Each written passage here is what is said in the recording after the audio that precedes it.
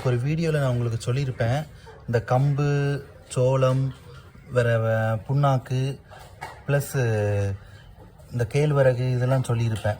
So அதெல்லாம் நான் என்னோடய இதில் பார்த்தீங்கன்னா இந்த மாதிரி குறையாக இந்த மாதிரி பாருங்கள். ஸோ இந்த மாதிரி அப்படி திரித்து வச்சுருப்பேன். சரிங்களா? ஸோ இந்த மாதிரி நம்ம போட்டோன்னா கண்டிப்பாக அது வெயிட் கெயினும் ஆகும். இது போக முட்டை ப்ரொடக்ஷனும் நல்ல ஒரு இதாக இருக்கும். ஸோ அந்த மாதிரி இருக்கும். தென் இன்னொன்று பார்த்தீங்கன்னா இது பார்த்தீங்கன்னா கருவாடு. ஸோ அந்த கோழியும் நல்லா சாப்பிடும். ஸோ ரொம்ப விரும்பி சாப்பிடும். ஸோ இது பார்த்தீங்கன்னா எங்கள் ஊர் ஸ்பெஷல் கருவாடு. ஸோ அது கருவாடு தூள் வந்து எங்கள் ஊரில் அதிகமாக கிடைக்கும். ஸோ இந்த மாதிரி 1-2 வேஸ்ட்டு மட்டும் அதில் இந்த குச்சியாக இருக்கிறது 1-2 கிடக்கும். அதெல்லாம் நீங்கள் எடுத்துகிட்டு ரிமைனிங் என்ன பண்ணுங்கள், ஒன்று இதோட இப்படி இதோட நீங்கள் விரவி வைங்க, இல்லைன்னா தண்ணி ஊற்றி மிக்ஸ் பண்ணி வைங்க. உங்களுக்கு எப்படி இது பண்ணுதோ வைங்க. ஆனால் நல்லா விரும்பி சாப்பிடும்.